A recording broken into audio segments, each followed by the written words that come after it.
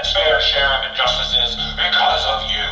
Now you'll face the full might of the Mechanist. My righteous robots will end your tyranny once and for all.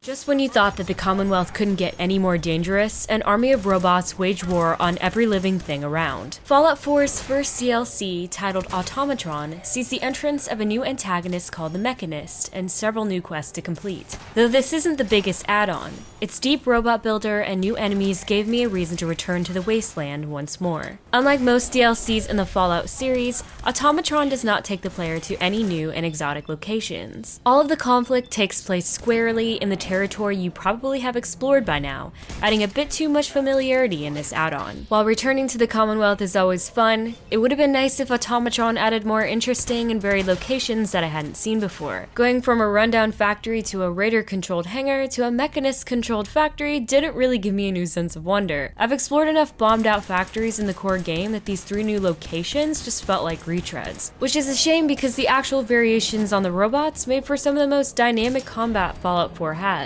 Though Automatron does introduce several new weapons, with the electricity-shooting Tesla rifle and radiation-inducing Assaultron's head standing out among the rest. Make no mistake, the robots are the very core and lifeblood of Automatron. These are not just reskins of existing bots, but entirely different makes and models of them. Their weapons and abilities will vary wildly, offering new challenges that change the way you handle engagements. Whether it's a robo-brain that can temporarily blind you, or self-destructing iBots, there was always the feeling of danger around every corner.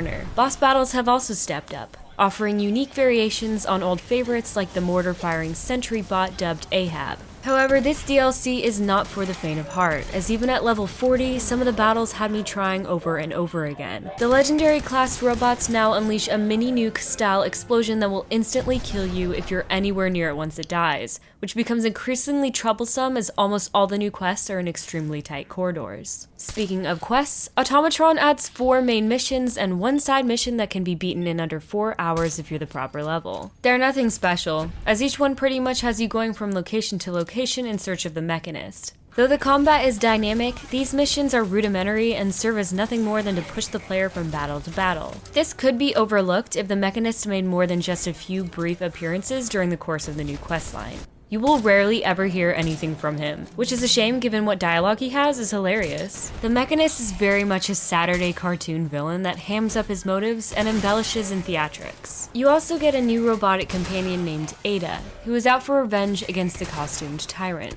Though unlike other companions you can roam the Commonwealth with, Ada is excessively boring and just plain uninteresting. She lacks anything close to a personality, which is odd given how all your other robotic companions are so wildly different from one another. It doesn't help you're basically tied to her in order to finish these quests, as Ada is used to unlock specific security doors and continue the story missions. Thankfully, once you finish this relatively short DLC, you can drop Ada completely for your own custom-made robot.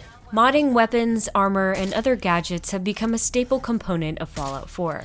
So the introduction of designing your very own robot seems like a no-brainer. There are a wide variety of designs, weapons, armor, and attributes you can apply to your new buddy, allowing a deeper customization than any living companion offers. You can fine-tune them to your playstyle in a way that complements any style of play. Need a robot to act as a tank for you while you pick them off from afar? No problem. Having trouble hacking computer terminals? Upgrade your bot with the ability to decrypt and watch the security doors buckle to your robotic might. It doesn't just extend to creations you start from scratch, as robots like Codsworth and Curry can also be fully redesigned and upgraded. However, unless you've invested heavily into the crafting perks, you'll be quite limited as to what you can build, which could make or break the experience and enjoyment you get out of robot building. Despite that, I spent more than I'd like to admit fine-tuning my personal death machine to the best of my abilities. Automatron doesn't redefine the Fallout 4 formula, nor does it take you to any place extremely memorable. However, the unique weapons and deep robot crafting system offer more than enough to justify the $10 price tag.